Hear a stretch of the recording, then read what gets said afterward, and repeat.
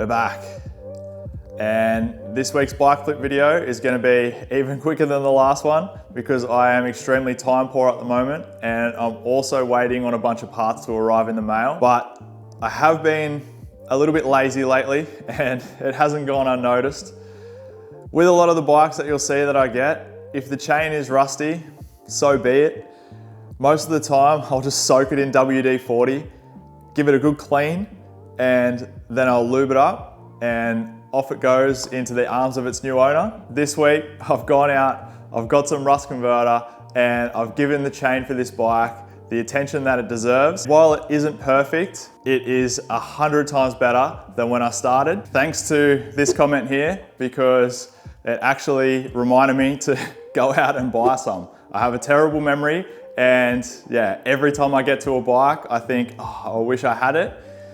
That reminded me to go get it before I needed it. So thank you for that. So for anyone wondering, I just got this here from Bunnings and I don't know whether there's any better to get. If you can recommend something better than this, go for it. With this here, I just brushed it on the chain, let it sit overnight and then gave it a good clean the next day. And this is what we've come up with. So I'll post a photo that I've just taken off my phone of how the chain was in its rusty state and how it is now, and you'll be able to tell straight away that it is a million times better. But yeah, it is ready to go back on the bike as soon as everything else is ready to go.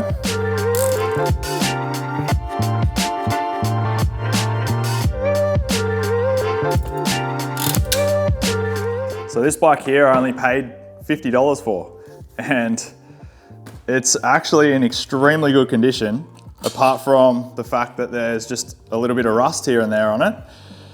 Now, it was purchased from an estate sale. So the guy that I bought it from bought an entire container full of somebody's old possessions. It had two of these bikes, but one was the step-through model, and unfortunately, they just don't sell as well. So I didn't bother picking it up. He only wanted 50 bucks for it as well.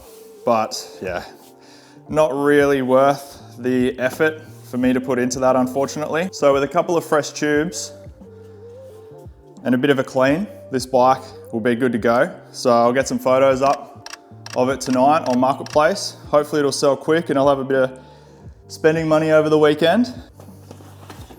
Oh, I love when tires come off that easy when you want them to. Wouldn't be much fun if it come off that easy while you're riding. So this week's video is an extremely quick flip of this bike, and then I'm gonna pop to the shops and grab a couple of gels for tomorrow's group ride, which is actually the reason why I'm making this particular video. So the whole reason that I'll be going on this group ride is to capture content for my budget gravel series.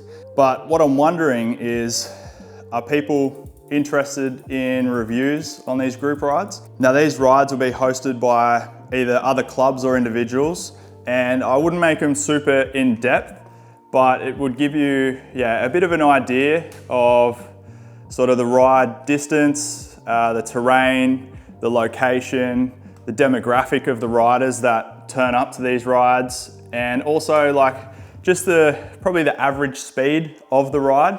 So that way you would sort of know whether it suits your riding style or the scene of people that you prefer to hang around.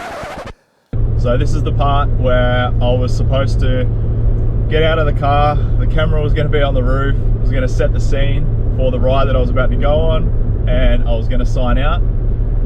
But not only have I been a little bit lazy lately, apparently I've also been extremely inattentive when it comes to reading statuses and posts on Facebook, because the ride that I was supposed to go on today is actually tomorrow, which is also Mother's Day. So I won't be going on that ride, but the question still stands. If people are interested in that kind of content, then yeah, I'll definitely be keen to record some meets that I go to. But what we are doing at the moment, the bike in the back, sold.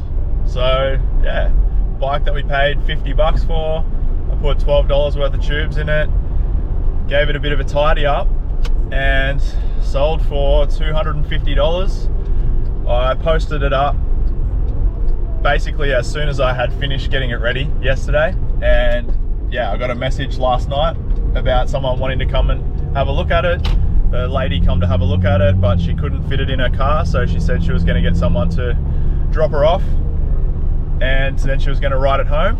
But I figured there's enough money in it, and it's only a 10-minute drive away from my house. I just offered to drop it off for her, which she was stoked with. So yeah, I'm about 3 minutes away from the house now.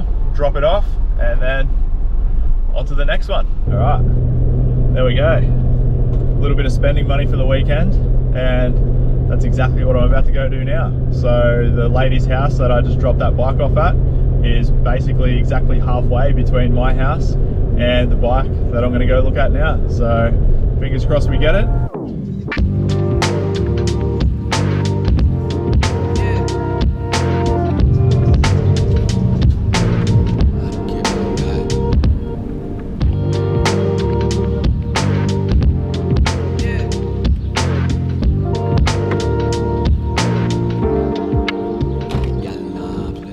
So here we have the newest project bike on the channel.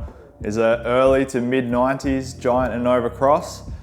And yeah, I paid probably more than I should have for it, and definitely more than I wanted to. However, I have wanted to build some sort of retro build for like a long time, and it has been really hard for me to snag a bike that's actually in my size. So this frame here is a 21 inch, and while that is on the cusp of maybe being too small for me, I am determined to make it work.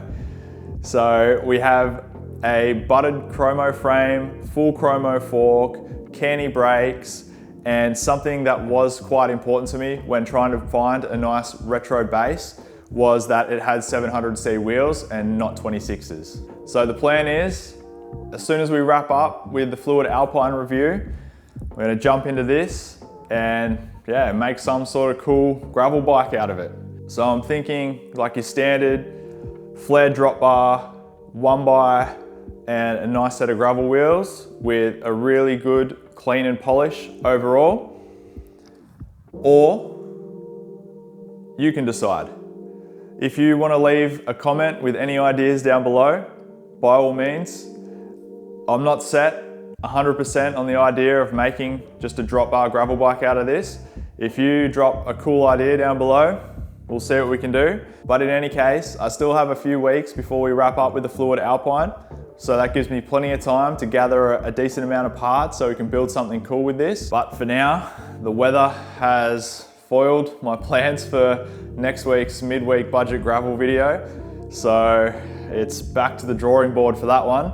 See what I can come up with. Hopefully you're keen to see what we can do with this bike. If you're keen to see more videos on this, please like, comment, subscribe, share. Every little bit of help is really appreciated. I mean, we're nearly at 850 subscribers, which is actually crazy. And yeah, not that far off actually maybe making some money and being able to put it back into the channel. So yeah, fingers crossed. But until then, we'll just keep cracking on with these videos, and hopefully I keep them entertaining enough for you guys to stick around and keep watching. So thanks for watching, and until the next one.